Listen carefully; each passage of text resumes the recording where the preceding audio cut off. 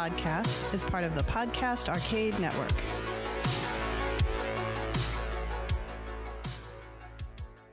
Welcome to the You Choose podcast. Please go to youchoosepodcast.com. That's the letter U, choosepodcast.com for more information about how to get in touch with us.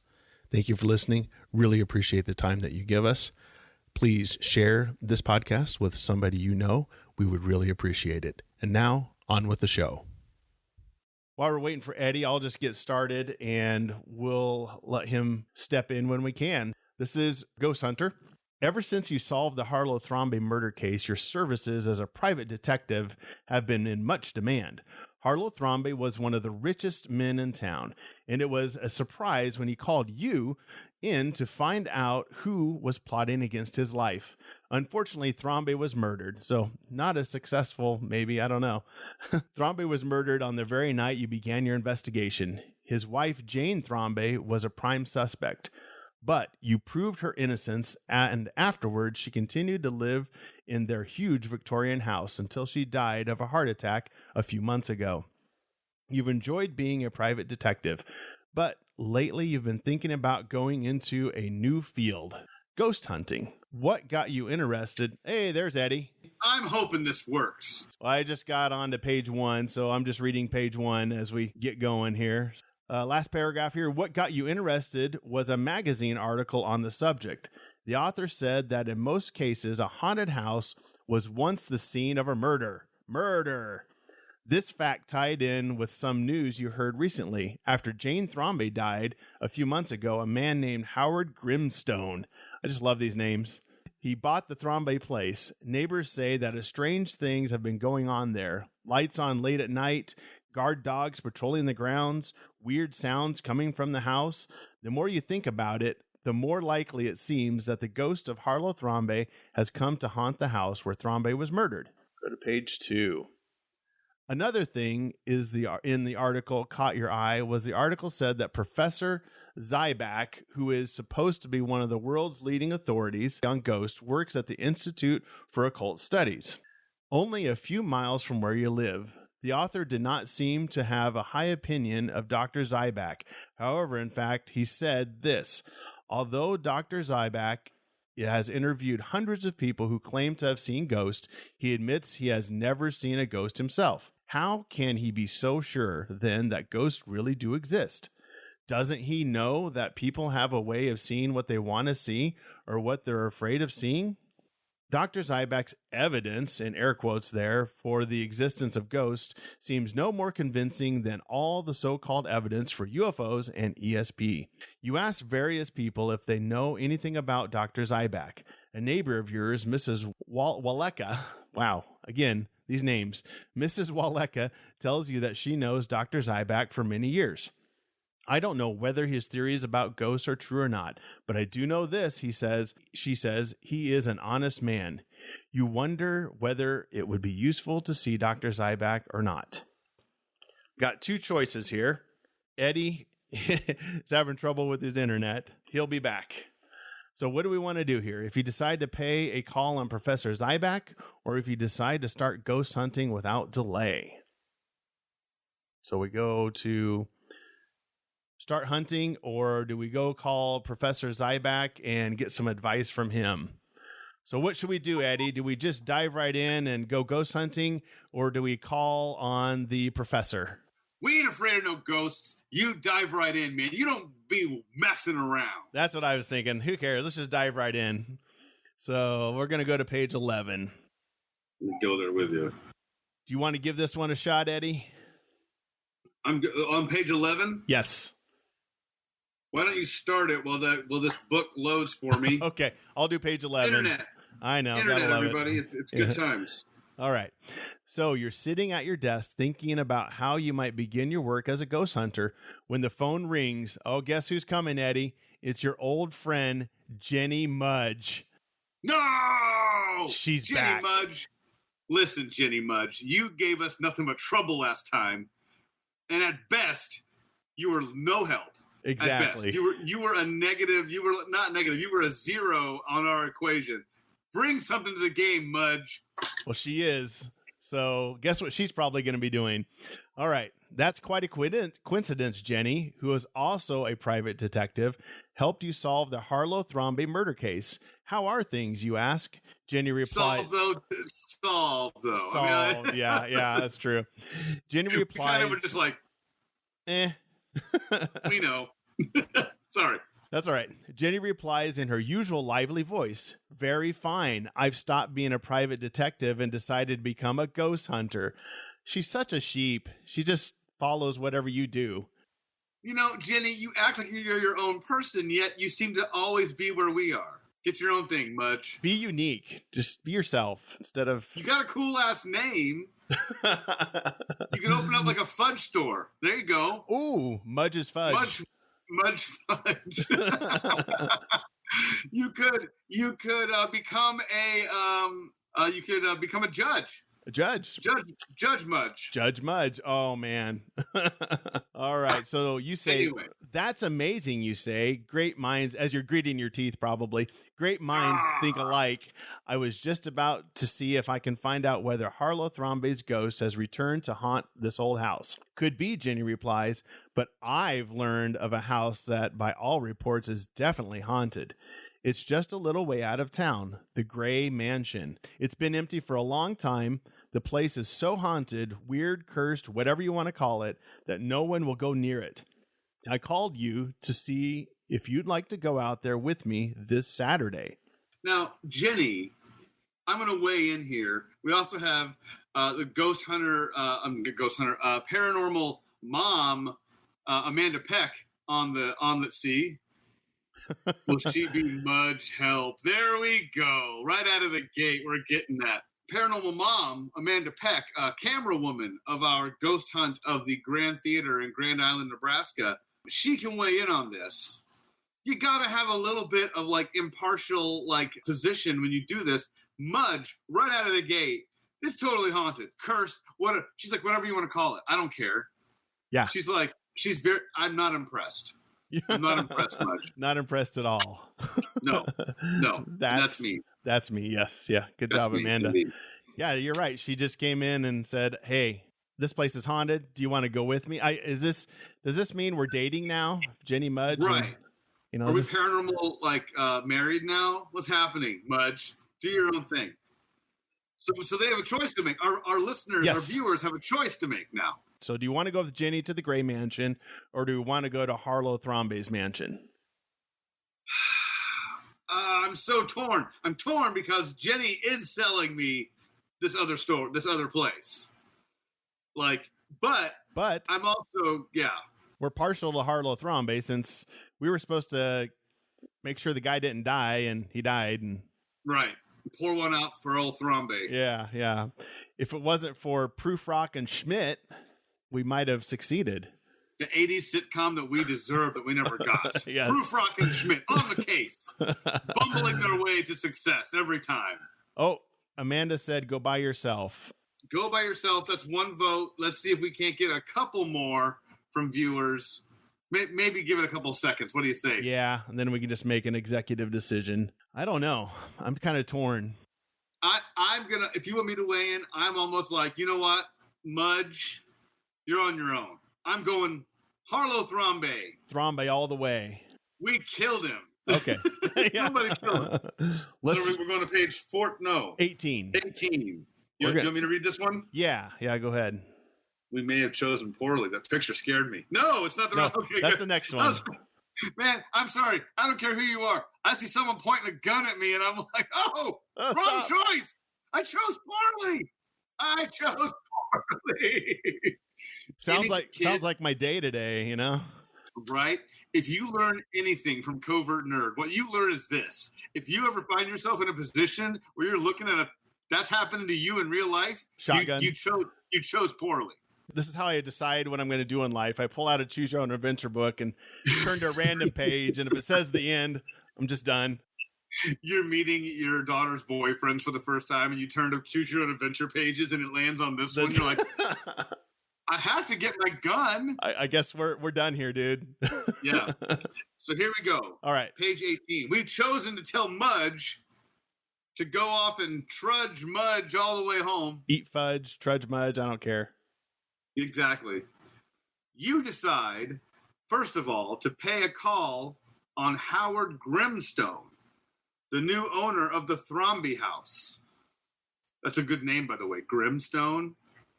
You're sitting at your desk thinking about what to ask him when a woman appears at your front door. I'm Sylvia Rustin, Jane Thromby's niece, she says. May I come in? You take a look at your visitor as you usher her into your office. She's a rather plump, round-faced woman. Come on. In her 40s. You'd guess. Her skin is so fair, you imagine she must sunburn very easily. Her yellowish hair is curly. They're being very descriptive here on stuff that doesn't seem... They're basically saying she's a human ghost. She's a human ghost. She's a theater of the mind. Exactly. She looks as if she has a basically happy nature. But right now, she seems tense and anxious. You had heard that Jane Thromby had left most of her money to Sylvia, and you're curious to know what brought her to see you.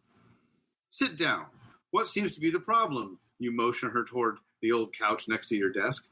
I'm penniless, and I should be rich. Hashtag me too. Wrong, no me kidding. too. Wrong, me too. I'm saying us as well. Hashtag us as well. I should be rich. I'm penniless, and I should be rich. Those are two extremes.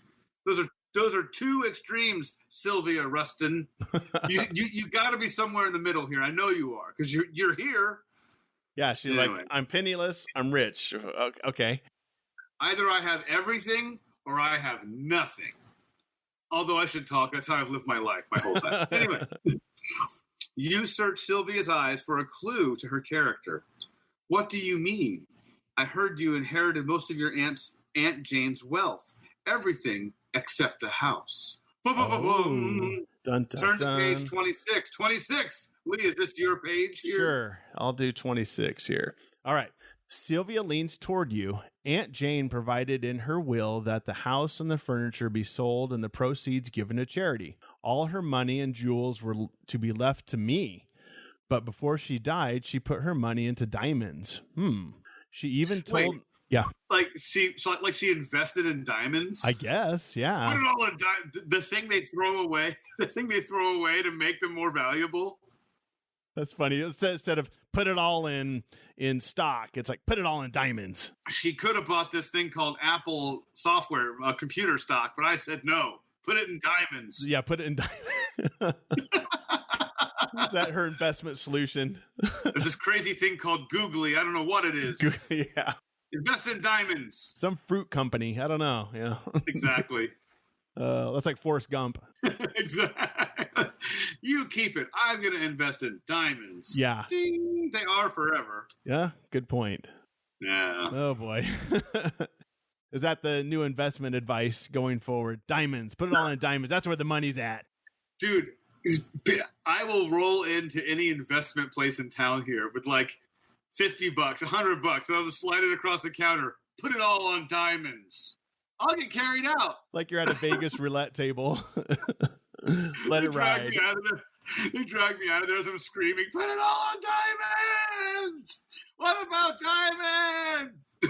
Anyway. He was last heard saying, put it all in diamonds, as they locked him in the paddy wagon. And exactly, as they beat him in the parking lot. Let's see how her investment solution does. I'm betting you we know. Yeah. She even told me how many. There were 37.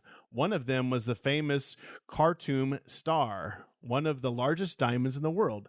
She hid them in a red leather box, and I'm the only one who knows it. The house has been sold, but I'm sure the diamonds are still in it. In fact, I think I know exactly where they are. Aunt Jane once showed me her secret hiding place behind a wood panel in the right rear corner of the cedar closet in the attic. What do you know about Howard Grimstone, the new owner? Not much, Sylvia replies with a shrug, but there are a lot of rumors about him. I've heard he's a big drug dealer. There's also a rumor that he's in arms smuggling business and that he makes bombs for terrorists. Not the kind of man you could ask to help you look for your diamonds, I guess. But now you can see that this is going to be a tricky case. and it will delay your new career as a ghost hunter. Besides, you're not really sure you can help. I don't have much street smarts, but I know that a drug-running arms dealer is nobody I want to do business with. Yeah, I think, so we got some choices here. If you tell Sylvia you don't think you can help, turn to page 8. If you tell her you'll think about it, turn to page 34. We're supposed to be ghost hunting, not... We came here for ghosts! Yes, not drug dealers and diamonds and terrorists. No, besides, I see where this goes. We get killed. Yeah, in the Harlow case, we got hit on the back of the head and tied up. We tried to go the road less traveled, and we got a pistol whip about the neck, face, and chest. That was funny. Rest in peace. I have my thought. Let's put it out to the viewers. Let's see what they choose. My choice is that we stick to the plan. We came here to find ghosts. We came, we saw. We kicked their diamonds. Yeah. Put it on diamond. Put it all on diamond. So not only did she say put it in diamonds, see, I thought she meant just buy some diamonds. Yeah. Go out and buy 37 diamonds. 37 diamonds. One of them's the Khartoum star. That's pretty specific. Well, I say we give Sylvia the boot and go do our own thing. You can't be distracting us. We're here for one thing. Ghosts. It rhymes with toasts. I want some toast. So we're going to go to page 8. All right. I will read page 8. I'm turning to it now. Bear with me. All right. Here we go. Oh, here we go. We're letting her down. Yes. Let her down easy. I'm sorry. That's it. That's the page. I'm sorry. Yeah. I don't think I can help, you say. Well, thanks for your time. I guess there isn't anything to be done. Wow, she gave up quick. Yeah, she did. After Sylvia leaves, you go for a walk to think things over. By the time you get home, you've decided that you really should try to help Sylvia. Oh no. This is going to get non-ghosty real quick. Yeah. It's not right that she should be deprived of her rightful inheritance. Oh no. This is how we end up staring down the barrel of a shotgun. Yep, I know it's coming. The next morning you call her, but there is no answer. Every day you try again. Ooh. Uh-oh. Maybe she's a ghost. Oh. But it's a week before you're able to reach her. Oh, it's you, she says, which she has the right to be a little chippy. Okay. I should have let you know I was visiting my mother. I got back yesterday and found out that Grimstone has left town. The place is all locked up. Why do you think he cleared out? The police have been watching the place. Proof Rock and Schmidt been combing over that place. Yeah, that's quality work there. He may have figured they had gotten enough evidence against him to close in on him. Maybe so, you reply. It may also mean that he found the diamonds. A thought suddenly occurs to you. Could you get a court order to have the place searched? I already tried, Sylvia replies. The judge denied my request. He said that there wasn't enough evidence to justify his issuing a search warrant. Well, maybe I can think of something. I'll just keep reading. It says next page here. Yep. Sitting at your desk with your feet propped up in your best thinking position, which I know for a fact. I have seen Jesse Kiefer thinking, and that is, in fact, his best thinking position. With his feet on his desk? Feet up on his desk. Shoes on or off? Well, ironically, his feet are on his desk, but he's laying on the floor. So it's like no chair, feet up on the desk. Yeah, exactly. And funny thought part, he's wearing his pants as a hat. Oh, weird. Wow. That's his thinking hat. I'm just telling you, I don't make this stuff up. Jesse knows it's true. Best thinking position. You wonder what to do next. Somehow you've got to get inside the house. We're not above breaking the law. That's the thing. I think we might be committing a felony soon. Right. Hence the shotgun. That afternoon, you walk halfway across town. Wow. Okay. We do a lot of. We walk a lot. There's a lot of cardio in these stories. Yeah. To the section where most of the rich people live, and stand across the street from the great white house where Harlow Thrombey was murdered. Moided. The grounds are surrounded by a wrought iron fence that's too high to climb, except at the front gate. You glance at a man sitting in an old car parked in front of the house. You've been in the detective business long enough. The 3 cases you've been on. Yeah, as I was thinking. Like, and you're reading this. I'm 8. Yeah, I'm an 8-year-old, and I've been doing this for a whole 3 minutes. From my seasoned opinion, detective business long enough to know a plainclothes policeman when you see one. It's by Proof Rock. Oh, I smell a Proof Rock of brewing. Maybe you should get Jenny to help. Oh, no. Not her again. She could distract the policeman while you find a way to climb over the fence. Using your girlfriend, not your girlfriend, your friend who is a girl, to be a distraction? A decoy? Is that all she is? Is she just a decoy to you? You got to learn something. While you find a way to climb over the fence. On the other hand, you don't like the idea. I thought it was going to be, you don't like the idea of exploiting your friend. No, you don't like the idea of sneaking into a place that's guarded by the police. Maybe you should join Jenny in investigating the Gray Mansion. Basically, the choices here is: should I commit a felony, or should I use my girlfriend as a decoy? This is another crossroads. So this is where we're stuck again. If we go ask Jenny to distract this guy, she'll probably help. However, if we help with the Gray Mansion, we might find some ghosts. Yes. I think if we go looking for Harlow Thrombey, we're not going to find any ghosts. I'm kind of wondering. And maybe the guy, Grimstone, was scared to death to leave the house. Who knows? Maybe the ghost scared him out. Yeah. So that's a choice we have laid before us. Grabbed his machine gun, his drugs, and headed out of town. Right? Wiped all that cocaine off his face and ran out the door. Can you imagine running out of the house? Looks like he's eating a powdered donut. Exactly. Just that triangle of just like my beard, but it's all white. Just, oh man. Amanda, right to the point. Oh boy.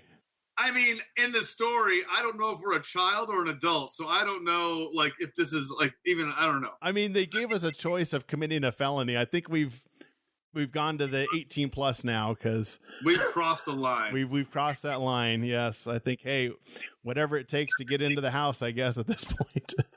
Exactly. So, do you steal an old person's hearing aid to somehow jerry-rig the police officer's listening device? Yeah, exactly. Can you imagine Jenny, if we asked Jenny to help distract the guard, she's probably like, am I just a decoy to you? Is that all I am? Uh-huh. Maybe Jenny shoots us. Yeah. She's like, you know what? I've had it. You stole my thunder. I'm the ghost hunter around here. I guess I'm torn. I want to find ghosts. I think maybe we're done with Thrombey. Let's just go see if Jenny can find some ghosts, I guess. So we're going to join Jenny on ghosts. That's my vote. All right. Well, we'll see. Do we have any comments on the viewers? Do you support our decision to go along with Jenny to the haunted house, or do we still pursue this, I think, ill-fated? We're going to find ourselves. Yeah. Yeah. And then Jesse confirms it with 867-530-9. I've heard if you call that number, I forget the area code, but if you call that number, it actually has that song on a loop. Oh, that's awesome. Yeah. We need to call it. I'm saying, and Amanda has invented a character, Kenny. So now we got to go reread the entire story. Let's start over. And find Kenny in this story. Maybe there's a character that Amanda has inserted into this that we didn't know about. Is it Kenny from South Park? No, they killed Kenny. They killed Jenny. They killed Jenny Much. Jenny, okay. All right, well, let's go to it. I think this is on you now, huh? This is your... So page 14. Page 14. Uh-oh. All right. When you arrive at Jenny's house on Saturday, she greets you excitedly. The Gray Mansion is still empty, she says. Then, what are we waiting for, you reply? Nothing. Now that I've found myself a flashlight. She found her flashlight, so now we can go. Good. You've been waiting all week to find your flashlight. Get your act together, Jenny. Come on. Glad I didn't have you distract a police officer. Yeah, exactly. There's a light drizzle falling, and the sky has an oppressive leaden look when you reach the top of the hill and look up at the huge Tudor house. Building some ambiance here. He loves this. Yeah, they are. Its turrets lean, and its porches sag from the decades of neglect. The massive front porch door is bolted shut, But halfway around the house, you find an unlocked door that leads to the butler's pantry. You've hardly reached the somber, musty hallway when you hear a wailing, moaning sound that rises and falls in pitch over and over. Man, they've been in my house. They're describing my house to a T. Exactly. This is the Fosler house. Oh, wait. How'd they know? This way, Jenny says, her voice a little shaky. You follow her into the large room with massive oak tables and chests and chairs covered with dark brown leather. Your eyes fix on the great stone fireplace. The wailing sound is louder now, and it's coming straight from the fireplace. See, that's the stuff I'm talking about. Yeah. Now we're into some ghosts. This is where we need to be. Maybe it's only the wind, you say. Jenny clutches your arm tightly. The wind never sounds like that. Then I guess it's a ghost. You know how just a matter of factly, I guess it's a ghost. They didn't even try to debunk that one. No. Anyway. Jenny places her mouth close to your ear. If we're going to trap it, we have to surround it. This reminds me of Ghostbusters. Like, Ray, get it. That was your plan. Jenny, you couldn't find your flashlight. How are we going to catch a ghost? Exactly. How are we going to do this, Jenny? Do you have a magic coffee mug with you? What's happening, Jenny? Jenny! So here's her plan. One of us must go up on the roof and shine the flashlight down the chimney while the other watches the fireplace. How can we get up on the roof? I noticed an upstairs porch on the left side of the house, Jenny answers. It wouldn't be hard to swing onto the roof from there. Do you want to try, or shall I? Oh, boy. So here we go. So if you say you'll go up on the roof, go to 41. If you decide to stay by the chimney. So basically, which one of us is going to go up on the roof? Do you want Jenny to do it, or do we want to do it? Let's think this through. If we go up on the roof, the idea is that we're going to be shining something down to get it to come out. Yes. Inside the house. Yeah. Right? So the idea is to shine the light down the chimney to see if there's anything there. You might scare it. So Mudge is going to be the one to see the ghost. And then we won't see the ghost. Maybe. Right. Maybe. On the flip, Jenny is our friend, and we said we would go there to help. It seems weird that we would tell her to go and climb on the roof. Good point. I don't know. I hate to be selfish, but I'm like, we came here to find ghosts. Jenny, get up on that roof. It goes against my core values, but get up on the roof. Get on the roof and scare them down. That's my thought. Lee, what do you think? I don't know. That's a tough one because maybe who knows what we might find on the way up. True. Or is because she said you have to go onto the roof. You go up on the porch. Yeah. And you kind of swing in on the roof from there. So doesn't sound dangerous at all. No, not at all. Doesn't, and it's raining. It said, right? It's raining. Yeah. At this point, again, we're already breaking and entering. We're all in at this point. Right. But I almost say put Jenny on the roof. Okay. Like Fiddler on the roof, Jenny on the roof. Jenny on the roof. If I were a rich man. If I was a rich Jenny.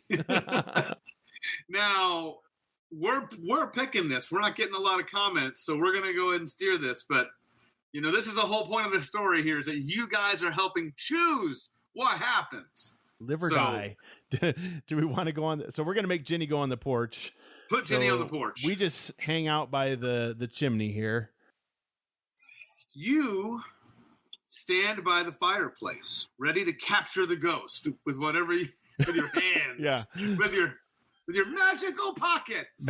Get in my pocket. Magic pocket. Ready to capture the ghost if Jenny scares it out. The wailing and moaning have stopped, and you wonder if it's because the ghost knows you are tracking it down. Perhaps it's like a wild animal that once it knows it's being stalked, freezes and waits, ready to fight or flee if its adversary comes upon it. Very slowly, you inch toward the fireplace. You bend down to look up the chimney. As you stoop, your eye catches a painting on the wall. One of those portraits that is painted so that the eyes seem to follow you wherever you move. You stopped, hypnotized by those eyes. You wonder if you are looking at a painting of a man whose ghost now haunts this house. You shiver as the chill air coming down the chimney seems to wrap around you. Suddenly, a scream. from Jenny. We killed our friend. We killed Jenny. up on the roof. It's in the attic. I've got to get down. I almost fell. Yeah, see, there we go. See? Almost killed Jenny. We If did. you run to the upstairs porch to see if you can help Jenny, turn to page 79. Oh, dang. If you run upstairs to the attic, turn to page 60.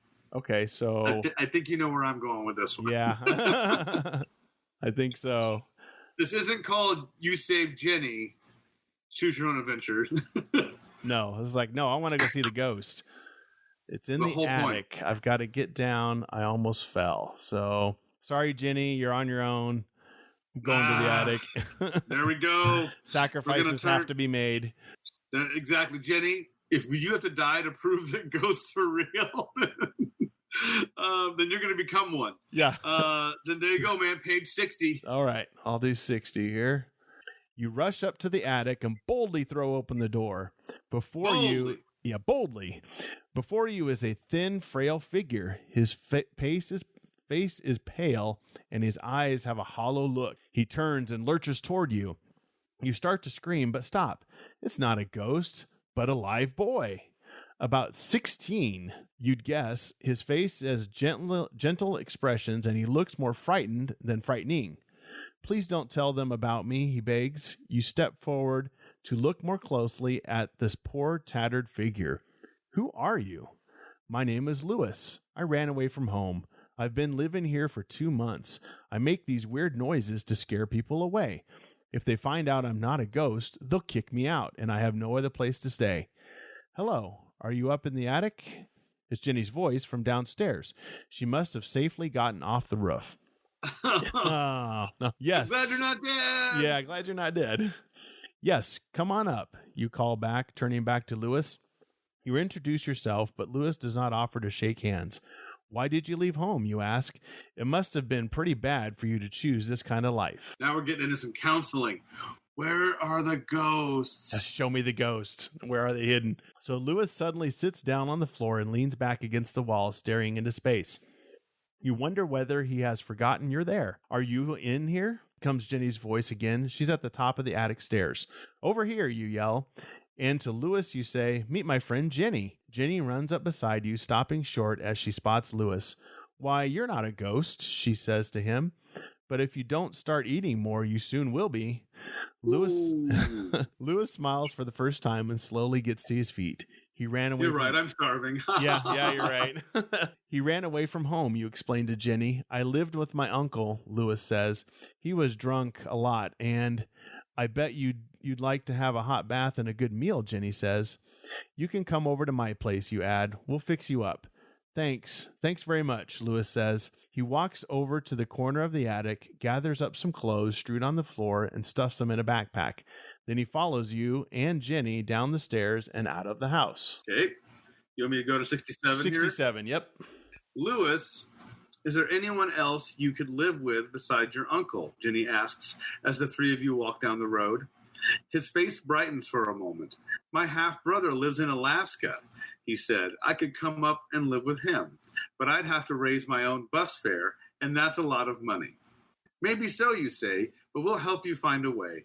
You could even join our team of ghost hunters, Jenny said with a laugh.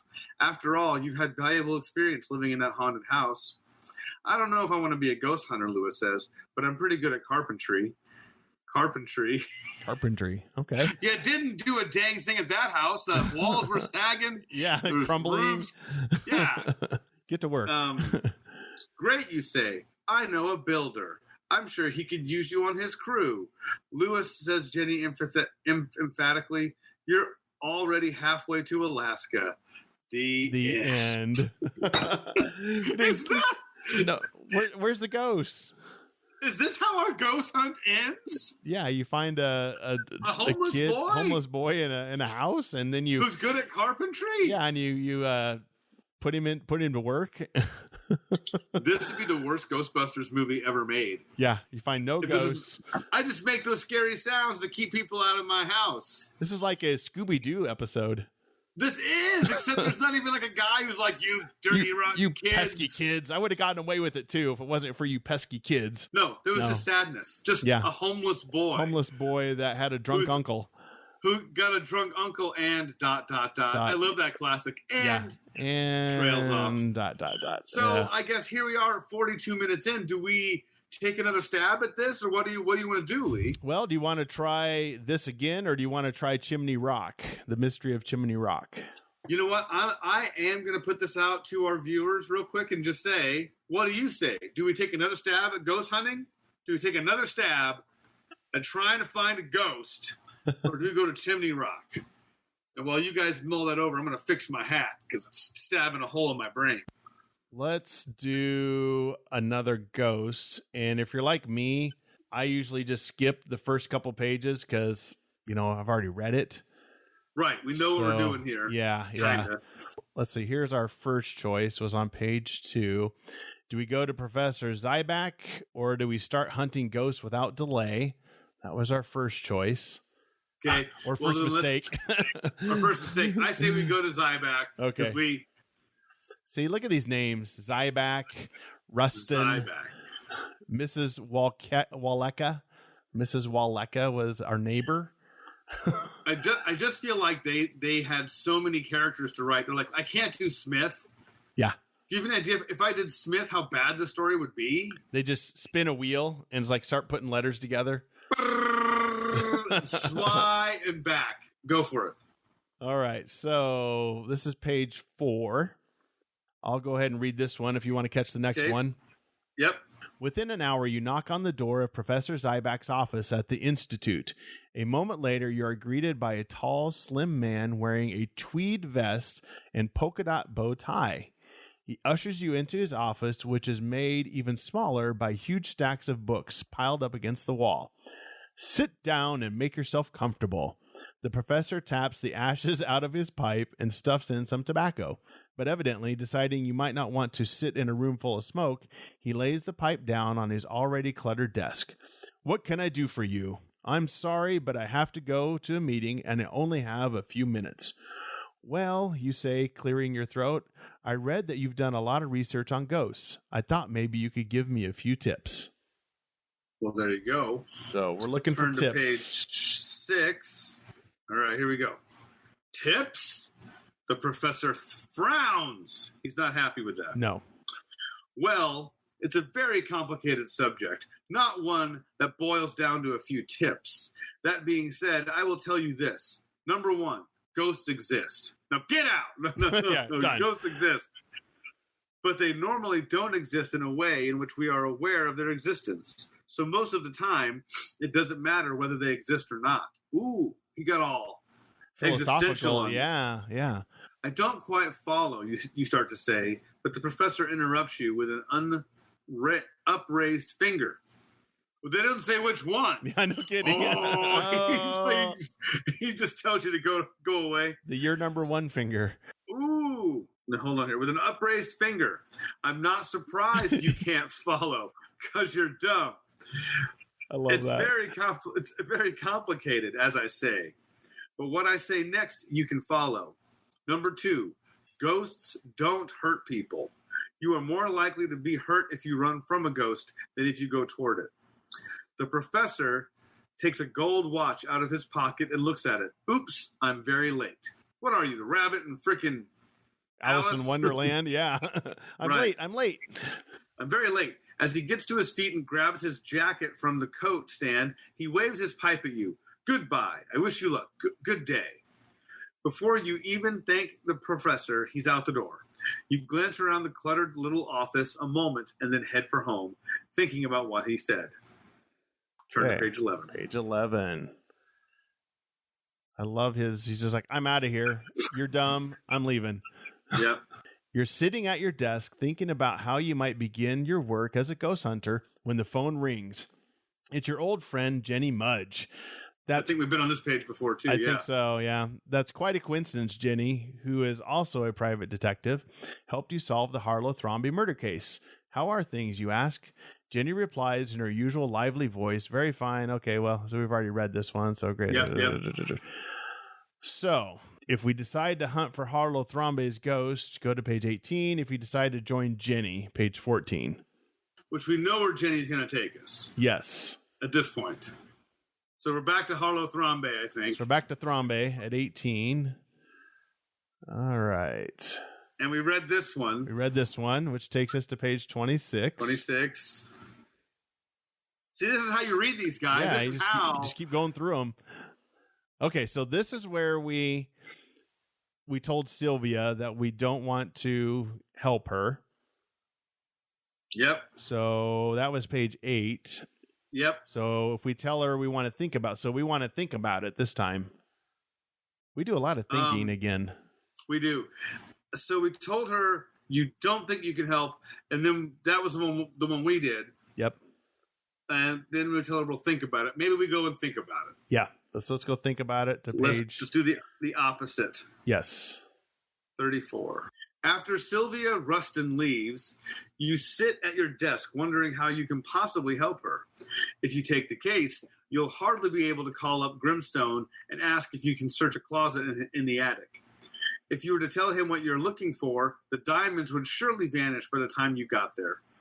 You tilt back, feet on your desk, eyes closed, pants on your head. A loud knocking interrupts your thoughts. Opening the door, you find a rather short, stocky man. His oily, graying hair is slicked back over his head. A close-shaven mustache looks like a line of grease paint over his thin, almost non-existent upper lip. Man! Nice. What a description. Rat-faced loser guy comes in the door. I'm Howard Grimstone. Ooh. This is the drug dealer terrorist. This is the guy. Yeah. I've heard you're a private detective, and I need your help. You try to hide your astonishment. Well, please come in. You motion to the same old couch Sylvia Rustin so recently vacated. What's your problem? Turn to page 27. We're in our thinking position with our pants over our head, just like Jesse does. And we get interrupted by a drug dealer. Yep, by an arms-dealing drug lord with a greasy mustache. Like drawn in with a mascara pencil. Exactly. There you go. You up? Yep. It's the strangest thing, Grimstone begins, in what strikes you as a rather phony tone of voice. I recently bought a house owned by Jane Thrambe, who died a few months ago. It's a great house, suits my needs in every way, but it has one problem. Grimstone leads forward as if to add emphasis to his statement. And what's the problem? Ghosts. The place is haunted. Strange wailing sounds and lights. My employees and I can't get a good night's sleep. Oh, I thought it was all the cocaine you were doing. I know. That's bad enough, but other things have been happening. Last night, the crystal chandelier began swaying wildly. Then some of the crystals crashed onto the dining room table. No! One of my men was cut by flying glass. No, that was probably a knife fight you guys had. Exactly. Cocaine-fueled knife fight. Right. I've never believed in ghosts before, but I'm telling you, there's one in that house. What do you want me to do? Grimstone leans forward, his thin lips stretched into some sort of smile. I need someone to find that ghost and get rid of it. I need a ghost hunter. Ooh. All right. I'll think about it and let you know in the morning, you say. But we just keep thinking. Why can't we make a decision? I'm going to mull this over. Okay, as he leaves, Grimstone turns. I'll make it worth your while. Ooh. Okay, now we're talking.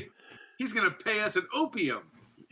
Yeah. I got some grade A opium right here and some hand grenades. I can pay you in heroin. How does that sound, Billy? Heroin and plastic explosives. You know, why not? Ooh. All right. Turn to page 20. Man, we're hopping all over the place. We are. Oh, this is a good choice here. You want to read this? Yeah, please. The case is getting interesting.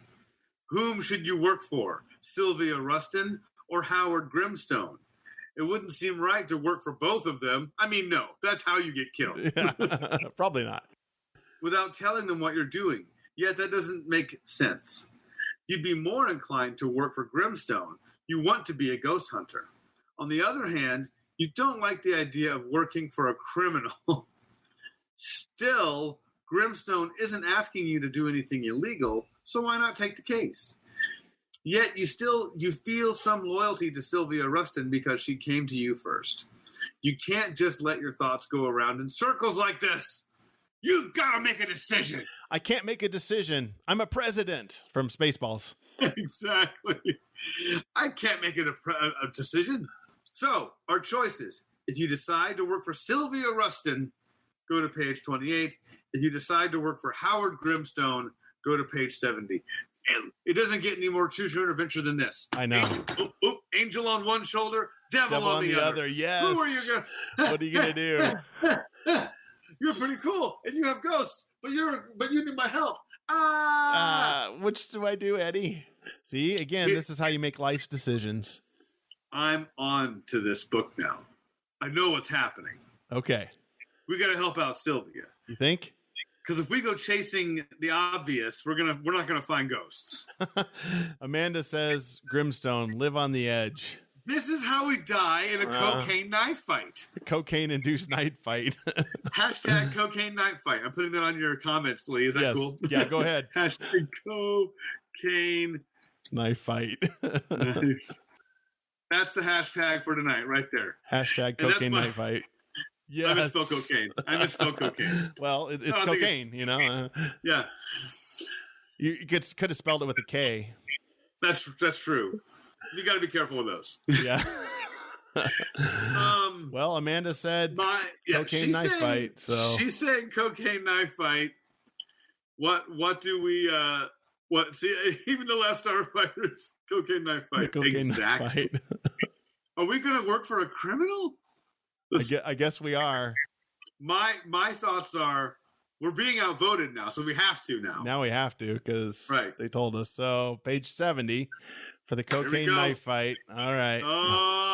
If I get to the page and there's a gun in my face, and we know that was not a good idea. There's going to be a gun in our face or a knife in our chest. I'll tell you that right now. Just like looking down, and all there is a handle of a knife. Exactly. All right, I'll do this one. No. All right, no gun in our face or knife in our chest. So you look down, all you see is a handle sticking out. It's like covered in cocaine dust. I knew it. This is how I would go. All right. When you call Grimstone to tell him you're taking the case, he asks you to stop over that evening. You set out for his house right after dinner with your miniature high-intensity flashlight tucked into your pocket. Because that's all you need to hunt ghosts, Eddie. All you need is a flashlight. Man, who knew that everybody had the equipment to go ghost hunting in their very own home? Somehow you think you may need it. See, again, this is important. I might need to see in the dark. Walking up to the great oak door of the huge Victorian house, you think back to the first time you came here, the night of Harlow Thrombay's murder. Things have changed a lot since then. A high wrought iron fence now surrounds the property. Thick cedar hedges have been planted so that it's not possible to see any of the ground floor windows from the street. The place resembles a fortress more than a gentleman's estate. As you approach the house, you hear fierce barking. Startled, you turn. For the first time, you notice a large dog pen attached to one side of the house. Two huge mastiffs are raging at you from the other side of the chain-link fence. You shudder to think what would happen if they got out. The front door opens before you reach it. A hulking, square-shouldered man appears. His stiff, bristly hair looks like steel wool. A grotesque smile is fixed on his face. Wow, 74. Page 74. I hope those dogs can't get out, you say. The man laughs. They can, because they have fingers and thumbs. You don't like our pets? Don't worry. Their gate won't open unless we push a button inside the house. That's nice to know, you reply, not offering to shake hands. See, actually, they push a button. Yeah. But it's one of those. It's one of those Rube Goldberg machines where it like scares a chicken and cake batter pours out and a ping pong ball. So it takes 5 minutes to open it. Yeah. Exactly. He saved the kid the whole explanation, but he's like, yeah, I push a button. But they got like a monkey that like bangs cymbals and scares them. Got to get a little ball rolls down, and the guy dives into the little pool from Mousetrap, and exactly triggers the lighter that burns the string. It's a whole thing. Yeah. But they push a button. Cool. That's nice to know, you reply, not offering to shake hands. Is Mr. Grimstone home? Come in, my young friend. Don't be put off by Kenny. Hey! Oh, there is a Kenny. There's a Kenny in here. Can you zoom in on that? Whoa. Can you zoom? I don't know. Let's see. Yeah, I think I might be able to. If you can read this, there is a Kenny. So Amanda, there it paranormal is. Mom, right here. Look at that.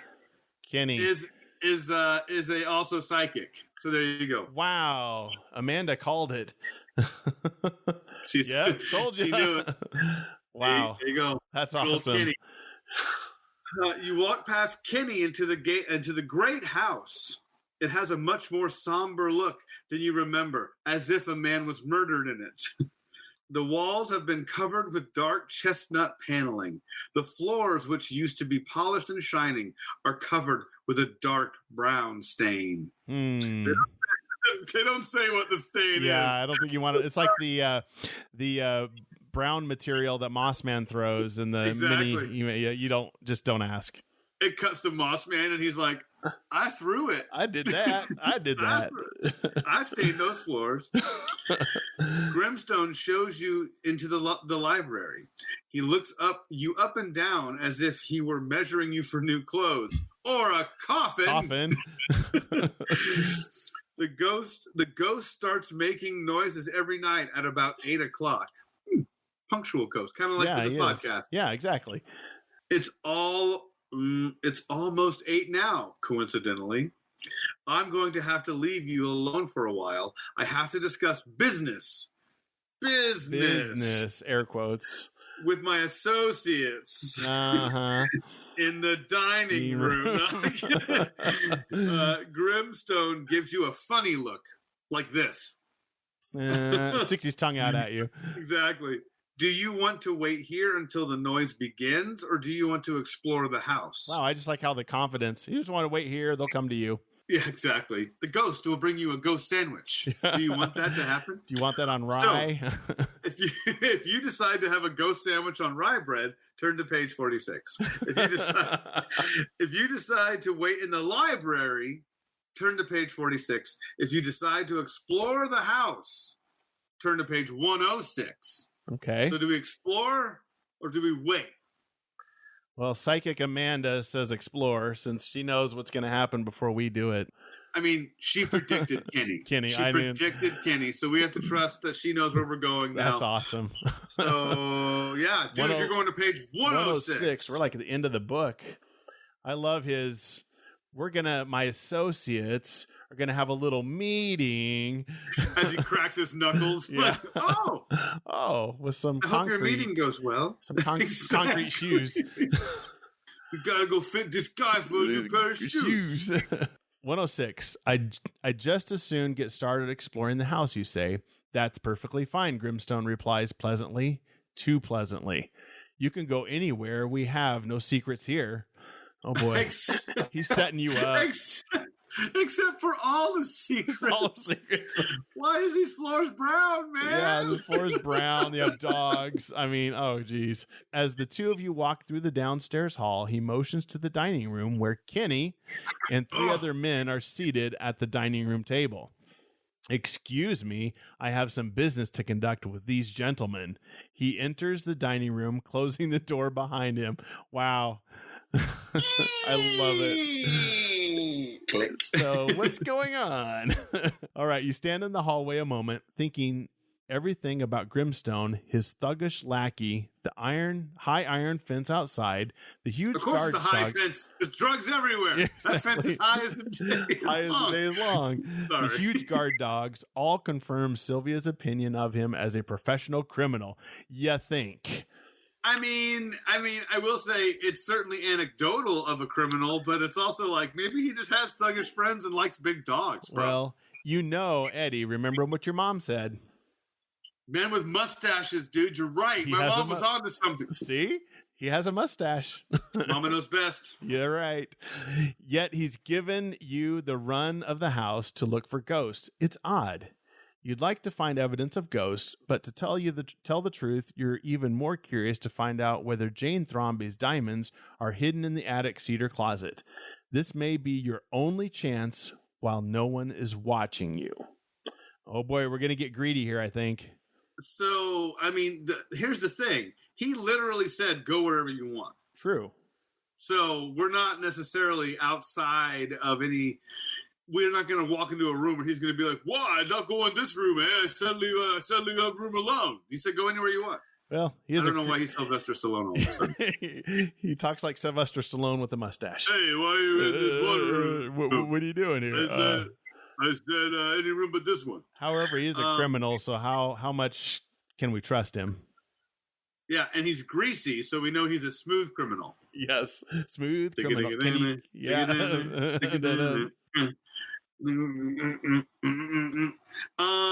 Moonwalk. I'm in an office chair. I know. Yeah. So do we go look for the diamonds, or do we go just looking around? It says directly to the attic to search the cedar closet. So that's looking for the diamonds. Yes. And then looking around is more like looking for ghosts. So we're just kind of gonna go room to room, but we're eventually gonna get to the attic. So we're taking the scenic route to the attic, or do we just go straight to the attic, get the diamonds, and get the heck out of there? I predict if we go room to room, we're going to encounter some sort of thing that will prevent us from finding the diamonds. Yes. I almost feel like this was our attempt. This is our chance to at least help this poor woman out while helping this guy out at the same time. Okay. She's saying diamonds. See, diamonds. Even that. Look at that. Diamonds. Amanda says diamonds. So we're getting greedy and just go for the diamonds. I kind of want to just go for the diamonds, but yeah, let's do it. Let's go for the diamonds. I kind of agree. If we go slow, we might not die. But that's three votes for diamonds. But remember, Eddie, we said earlier that she said she was penniless, and she should be rich. So let's just get the diamonds. We'll grab a couple, and then we'll give the rest to her. Right? Oh, there's only 34 diamonds. I'm sorry. Yeah, I don't know where the other one went. As you're heading off to Tahiti. There is so much other things that could have happened in this story. Look at these illustrations. I know. They're all good. I love that. Climbing the wall. Yeah. Okay. Anyway, 66. Let's see. Was it my turn or your turn? I forgot. I think I ended that one, so okay. It'll be your turn. My turn. All right. We got our trusty flashlight. So flashlight in hand, you climb the broad carpeted staircase leading to the second story. At the top, you face a long hallway with rooms on either side. Halfway down the hall, a short passageway leads to the steps to the third floor. At the top of those steps is a door. You pull it open. Before you are steps leading to the attic. A flick of the switch produces a dim light at the top of the stairs. As you climb the creaky stairs, you glance at your watch. It's 8 o'clock now, the hour of the ghost. Oh boy. The boards... I don't think that's ever been called that except for in this story. Because like the witching hour is like 3 a.m. I think so. Or is it midnight? No, I think you're right. It might be 3 a.m. I think it's like 3 a.m. Okay. So it's like 8 o'clock is like prime time family TV time, and it's like that's the ghost hour. That's right. When you're a 9-year-old boy reading this, or girl, this is that's like, late. They're up at 8 o'clock at night. That's crazy. It's a school night. That's crazy. All right, the board slips beneath your feet, and you gasp. A few steps further, you stop short. Something's moving above you. Oh boy! Ooh.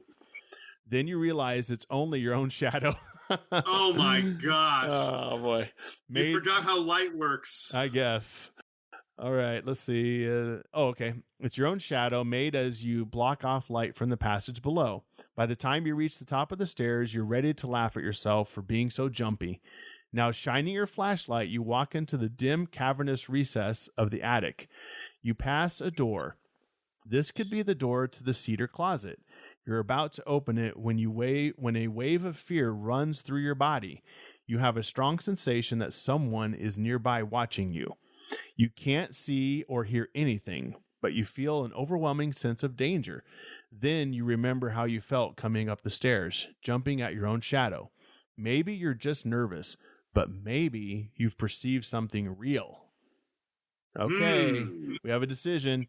If you open the door, turn to page 59. If you pass by the door and circle back down the stairs, go to 104. So do we open the door, or do we just walk by and go around another way? There you go.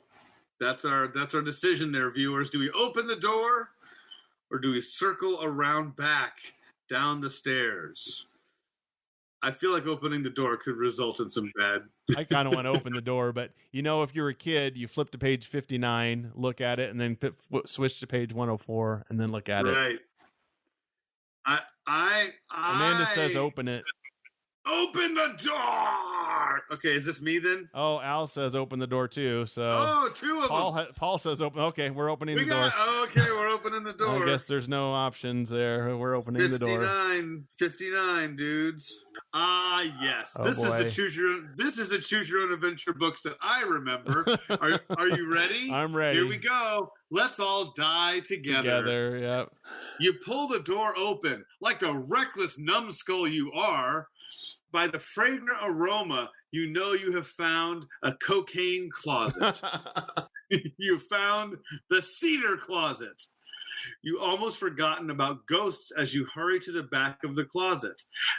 If you can call it that, it's as big as a small room. You shine your light on the panel next to the floor at the right rear corner. Kneeling down, you take your pocket knife and insert a blade edge between the floor and the panel. Your heart leaps as the panel flips open. You pull it back and shine your light on the light that you brought in smartly. Shine your light on a small leather box. You unlatch the lid and lift it up. The box is filled with diamonds, yes, all glittering and sparkling in the beam of your flashlight. Then you feel a presence, this time close behind you. You whirl your light around. A sack descends over your head. Powerful hands squeeze your throat. Everything goes black. The end. Oh, man. Done. Choose your own adventure. Oh, man, that's awesome. So in one of the stories, we found a homeless boy and got him halfway to Alaska. Yes, to his brother or something was living in Alaska. His half-brother, apparently. And in the second reading, we found the diamonds. Yeah, we had the diamonds, technically. And then we got made dead. I bet you it was Kenny that killed us. Oh, I'm betting you it was Kenny. It was Kenny. It had to be. Oh, man, Kenny did it. We got too greedy. Yeah, we got too greedy. We should have circled back around. It's we're over an hour into this, Lee. I'm on your schedule at this point. We can double back one more time and see how things might have played out, or we can call it good. I'm probably going to have to call it good this time, but it was fun. I'm glad we went back a second time. That was super fun. Man. I appreciate you doing this, man. It's always fun. This is just a good time to go through these and just kind of reminisce about being a kid and just having fun and having the listeners, viewers get involved. So. Oh, yeah. And anybody watching or listening, these are fun to share with your kids, or just like with anybody, you don't have kids, your nieces, nephews, whatever, but they're fun, short. You can sit down and go through a couple of these. It's a fun, interactive thing to do, Yeah, you can get these on eBay for $6 to $10. Oh, yeah, cheap. Or if you want a digital version like this, it's free. Just go to archive.org and you can get them. I'm sure the libraries still have them too, I guess, if you don't want to buy them. Yep, have the kids pick them, and pick the ending and go from there. Cool. All right. Well, thanks, Eddie. I appreciate it. We'll do my it pleasure, again, man. We'll do it again. Maybe do this one or Chimney Rock or who knows. There's so many. Yeah, so many to pick from. Cool. All right. Thanks, guys, for listening, watching, and we'll see you next time. See ya. Thank you for listening. We really appreciate the time that you take to listen to this podcast. It's a lot of fun to do. Please participate. Go to youchoosepodcast.com for all the different ways you can reach out to us and be part of the show. That's youchoosepodcast.com. Again, thank you for listening. We really appreciate it.